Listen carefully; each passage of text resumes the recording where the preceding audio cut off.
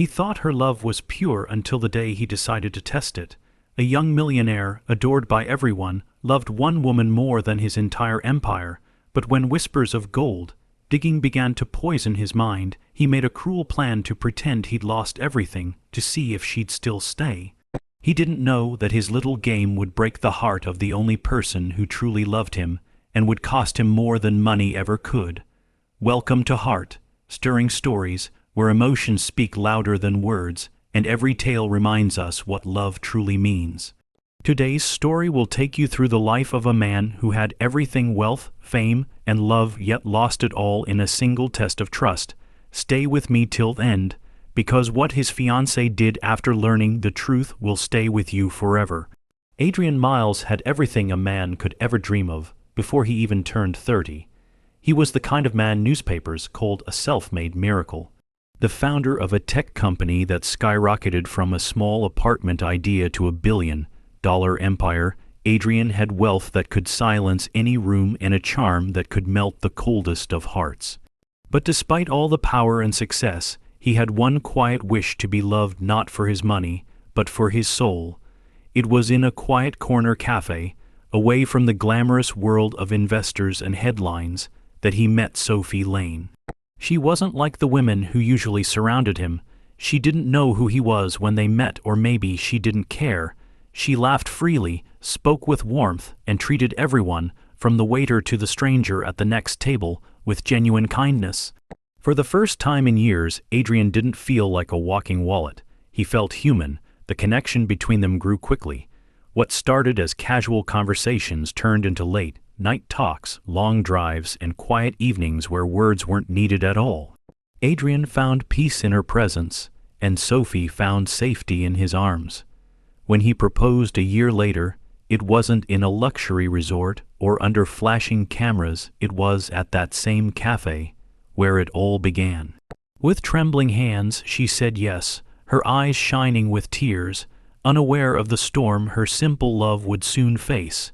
But as their wedding date approached, Adrian began hearing whispers from friends, from colleagues, from the kind of people who believed every woman had a price. "You really think she'd love you if you were broke?" they'd say.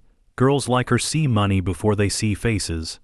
At first, he brushed it off, laughing it away, but the seed had been planted, and it began to grow in the shadows of his mind.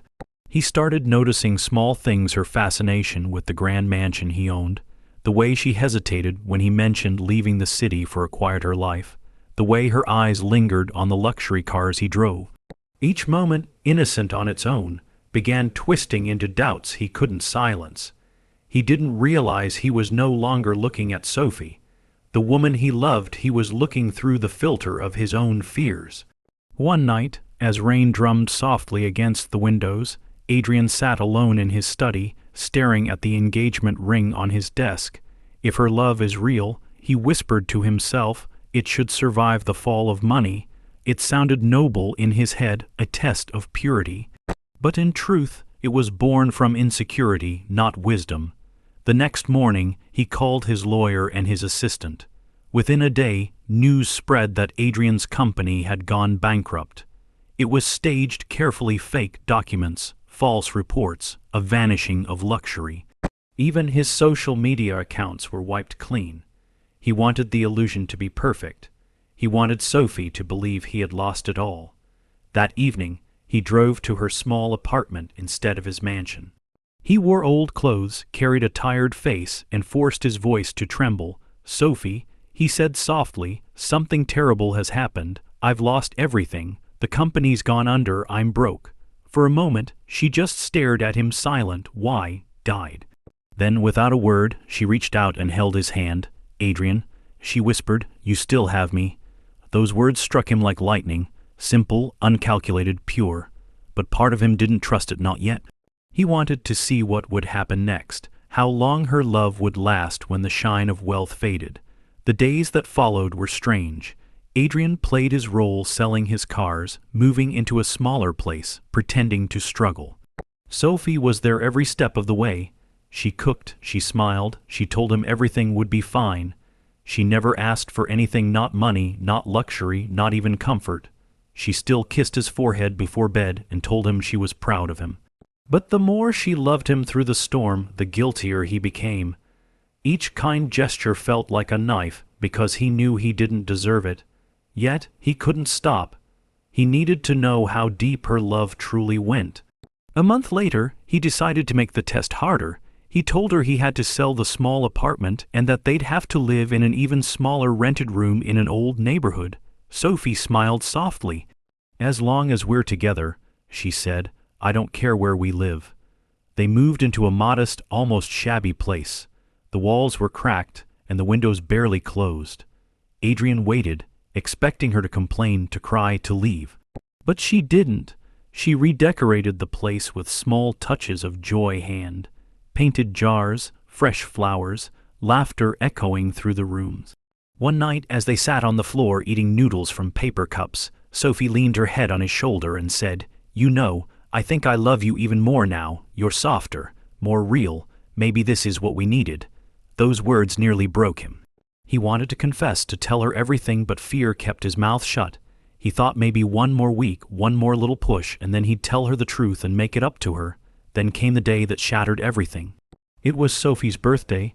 Adrian couldn't buy her anything expensive, so he made her a simple breakfast and gave her a handwritten note that said, "I'm sorry for everything we've lost, but I promise I'll rebuild it all with you by my side." She hugged him tightly, tears in her eyes.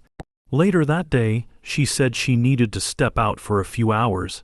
Adrian didn't think much of it, but when she returned, she looked pale and distant. She avoided his eyes all evening. Finally, after dinner, she said quietly, "Adrian, can we talk?" His heart sank. This was it, he thought. The moment she'd say she couldn't take it anymore.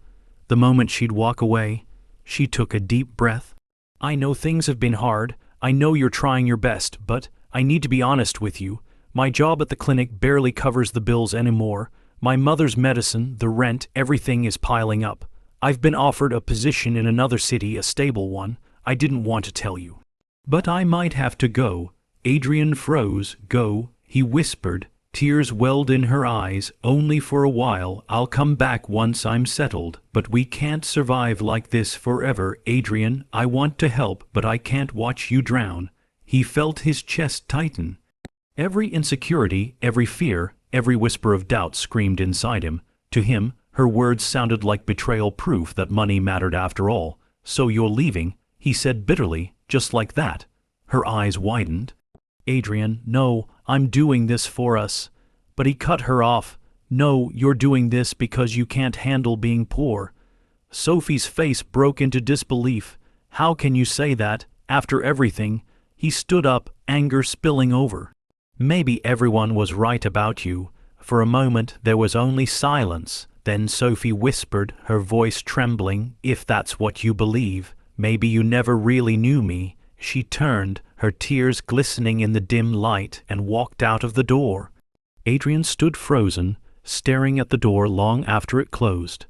His chest burned with anger, but beneath it was something deeper, regret. Hours passed, and the silence of the room grew heavy. He replayed her words again and again, each one stabbing deeper. "Maybe you never really knew me." The next morning, he tried to call her. No answer. He went to her apartment. It was empty. Her things were gone. A neighbor said she had left for the new job early that morning. Adrian sat in his car, gripping the steering wheel as tears finally broke free. He had wanted to test her love, and instead, he had destroyed it. Days turned into weeks, and the guilt became unbearable. He couldn't focus on work, couldn't sleep, couldn't eat. The truth weighed on him like a curse. He knew he had to tell her the truth to explain everything, but by the time he found the courage, it might have already been too late. Adrian Miles had always believed that money could fix everything, even mistakes made from the heart. But for the first time, he discovered there are wounds no amount of wealth can heal. Weeks passed since Sophie had left, yet her presence lingered in every corner of his life, in the silence of the mornings, in the untouched coffee mug on the counter, in the scent of lavender on the pillow beside him. He tried to convince himself she'd come back once she cooled off, but deep inside he knew she wouldn't. One evening, unable to bear it any longer, Adrian finally told his assistant the truth. "I made a mistake," he confessed quietly. "I lied to her. I told her I was bankrupt when I wasn't. I needed to know if she truly loved me." The assistant, a loyal man who'd seen the best and worst of Adrian, stared at him in disbelief. "Sir," he said softly, "you don't test love, you cherish it. You just destroyed the only real thing you had." Those words pierced through him, raw and brutal. For the first time, Adrian saw himself not as a clever man testing loyalty, but as a coward afraid of being loved. He decided then that he couldn't live with the lie any longer. He needed to find Sophie, to tell her everything, even if she never forgave him. He searched for weeks. The clinic where she worked said she'd transferred to another branch in a small coastal town 200 miles away.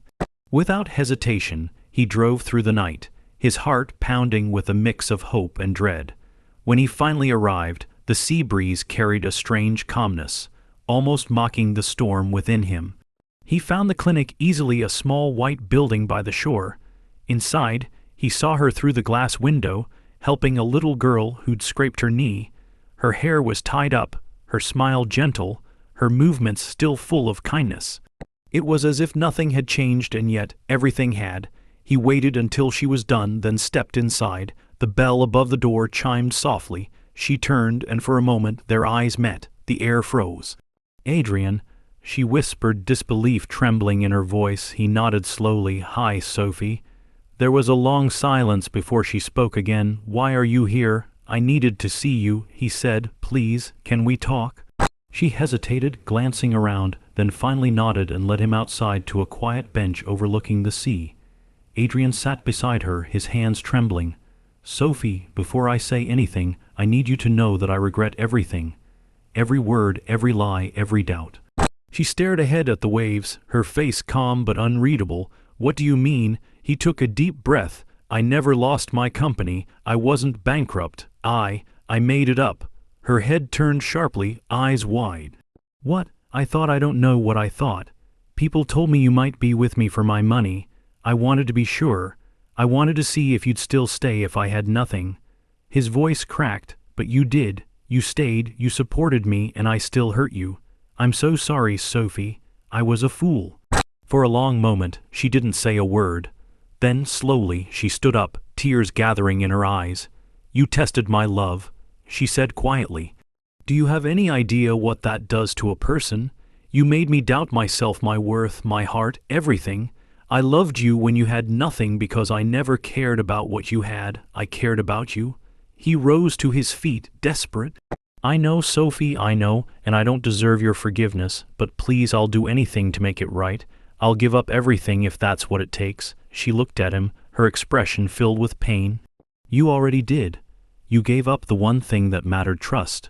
Her words hit him harder than any punch could. She turned away, wiping her tears. "I came here to start over. I found peace here, Adrian. For the first time in months, I can breathe again. Don't take that away from me." He felt his throat tighten. "I'm not here to take anything. I just needed you to know the truth. You deserve that much." Sophie nodded slowly. "Thank you for telling me, but some truths come too late." With that, she walked away, leaving him standing by the sea alone again, but this time stripped of excuses. That night, Adrian sat in his car, staring at the ocean. The waves crashed endlessly, indifferent to human pain. For the first time in his life, he didn't feel powerful. He felt small, a man who had everything but didn't know how to keep it. Days turned into months. Adrian returned to his company but found no joy in success anymore. The empire that once made him proud now felt like a golden cage. Every board meeting, every deal, every congratulatory handshake reminded him of the woman who saw the real him when no one else did, and whom he'd pushed away. He began donating quietly: schools, shelters, hospitals. He avoided interviews, avoided fame. It wasn't guilt that drove him anymore, it was the memory of what love looked like when it was real. Then one winter morning, almost a year later, fate crossed their paths again. Adrian was attending a charity event at a children's hospital, one of the many he funded anonymously. As he walked through the corridors, handing out gifts, he heard a familiar laugh, soft, warm, unforgettable. He turned, and there she was, Sophie, wearing a volunteer badge, surrounded by children, her eyes glowing with joy. Time seemed to stop. For a moment, he just watched her from afar, afraid to disturb the peace she had built. But then, as if sensing his gaze, she looked up. Their eyes met once more. This time, there was no anger in hers, only quiet recognition. She walked toward him slowly, stopping a few feet away. "Adrian," she said softly, "it's been a long time." He nodded. "Too long." She glanced at the children, then back at him. "I heard you started this foundation. You've changed." "I had to," he said quietly. "You taught me what truly matters. I just wish I'd learned it sooner." Sophie smiled faintly. "We all learn in our own time." There was a pause, heavy yet peaceful. "Do you still hate me?" he asked finally. She shook her head gently. "No, I stopped hating you the day I understood why you did it. You were afraid. You didn't know how to be loved. I can't hate someone for being broken." Tears filled his eyes. "Sophie, I don't expect anything from you. I just wanted to say, thank you, for loving me when I didn't deserve it." She looked at him for a long moment, then said, "Maybe someday, you'll love yourself enough to believe someone can love you too, without tests, without fear." And then she smiled, that same pure, radiant smile that once made him believe in love. Before he could speak again, a little boy tugged at her hand, asking her to help with the gifts. She nodded and turned away, walking back into the laughter of the children. Adrian stood there, watching her fade into the crowd, realizing that sometimes love isn't about winning someone back, it's about becoming worthy of the love you lost. He left quietly, stepping into the crisp winter air. As snowflakes began to fall, he looked up at the gray sky and whispered, "Thank you, Sophie, for everything." From that day forward, Adrian never tried to replace her. He lived simply, quietly, dedicating his time and fortune to helping others. The man who once tested love had learned that real love doesn't demand proof, it shows itself in silence, in patience, and in sacrifice. Years later, people would still call him the young millionaire with a golden heart. But those who truly knew him understood the gold wasn't in his wealth anymore. It was in the lessons carved deep into his soul by a woman who once said, "You still have me." Sometimes, love isn't tested by loss, it's tested by trust. Adrian learned too late that when you doubt the heart of someone who truly loves you, you don't expose their weakness, you reveal your own. Real love doesn't need proof. It survives in silence, in loyalty, and in the quiet moments when the world thinks you've lost everything. In the end, he didn't win her back, but he became a man worthy of the love he once destroyed. Because sometimes the greatest gift love gives is the lesson it leaves behind.